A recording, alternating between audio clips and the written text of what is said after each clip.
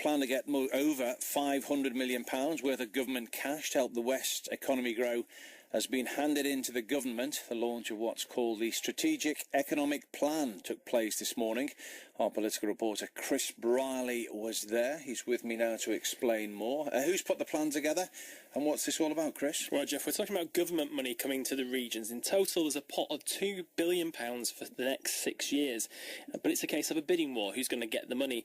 The idea is the local enterprise partnership. They're the ones responsible for drawing up this list of projects. Now, the LEP, for those who don't know, is the organisation created by the government to try and help local areas grow business-wise. These are the two documents I've picked up with me today, quite detailed documents of what they want to see. It basically sees local councils working with business community to try and get some ideas of how they can, grow the economy. Now, there's a 288-page document that was handed into government. Those things you're holding there are just the kind of the summary of it.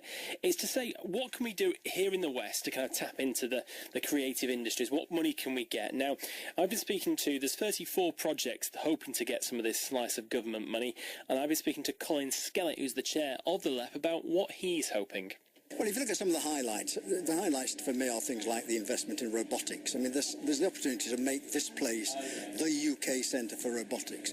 The investment in super broadband, the investment in food technology centre around Weston-super-Mare, the investment to help small businesses grow.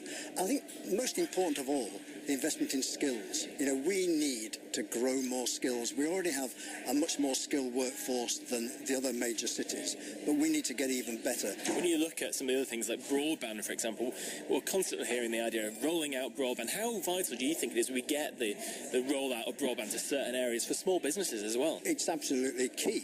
But this is not just, we need to get it out across the whole area to fill in the gaps. But this is also about taking broadband to the next stage.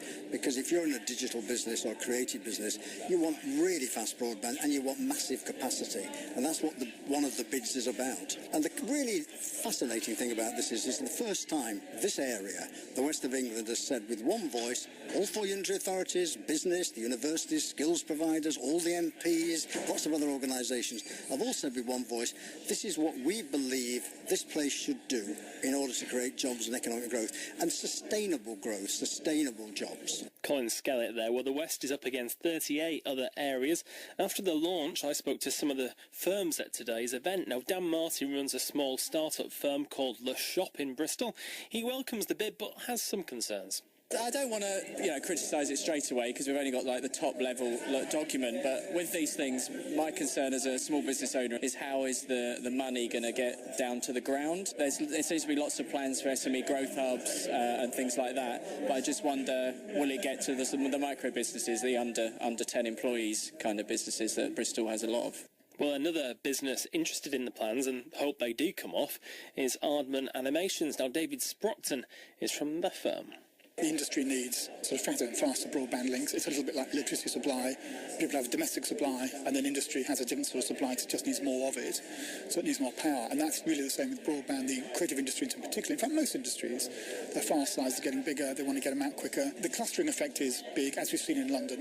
One of the reasons London is overheating is a massive cluster across so many sectors. The more that happens, the more will happen, and we're trying to create that same sort of effect. I'm very excited by it. I hope the government buy into the report and give us some money. So the plans have been handed in, Jeff. 130 civil servants up in London will spend the next few months looking at each plan for every single area and then deciding which areas will get the cash, and we're expecting more news on that in the summer. Chris, where does this money all come from? I mean, we're living at the moment in a time of recession with cutbacks and less money for services, and yet I've been speaking earlier about, rail developments in the region. You're talking here about £500 million worth of government money.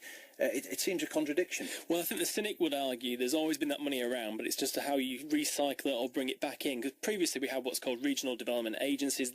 Lots of money from central government to be spent on local areas. They were scrapped. Central governments kept the money, but ultimately big central government's still a huge beast. There's lots of money sloshing around. It's just how it's funnelled out to the areas. OK, we know a lot of that money is for planned expansion across the West, centring around the 6 enterprise zones and areas. There seems to be some concern that South Bristol has been ignored. Yeah, we've seen the Labour Party in the South West questioning why South Bristol wasn't designated an enterprise zone. Now, they're a government thing. It's a tag. There are 6 areas given this tag in the West: Emerson's Green, Filton, Bristol's Temple Quarter, Avonmouth, Junction 21 at Weston.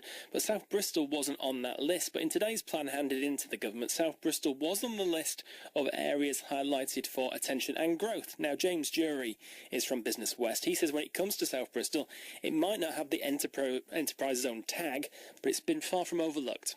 South Bristol is as important as anywhere else, and I think there's there's very strong recognition through LEP's work that actually we need to be doing things and consciously helping, assisting investment opportunities into South Bristol. So some of the things, some of the things we've helped to support happening are things like the South Bristol Link.